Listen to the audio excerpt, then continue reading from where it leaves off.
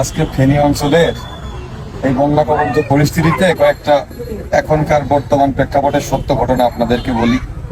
শারীরিকভাবে তো খুব অসুস্থ হয়ে গেছি।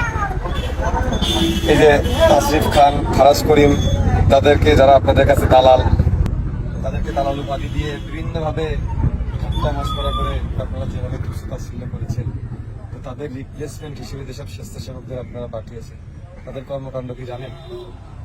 তারা প্রথমে নৌকা নিয়ে আসছে, তাদের নৌকা অন্য মানুষের নামায় তারা ভিডিও করে। তারপর তাদের একটা স্পিড বোটে 6 জনের ক্যাপাসিটি, তারাই 5 জন যাচ্ছে, সাথে করে একজন নিয়ে আসছে। লাইফ জ্যাকেট তারা শুধু তাদের জন্যই নিয়ে এসেছে, কোনো বাড়তি নাই।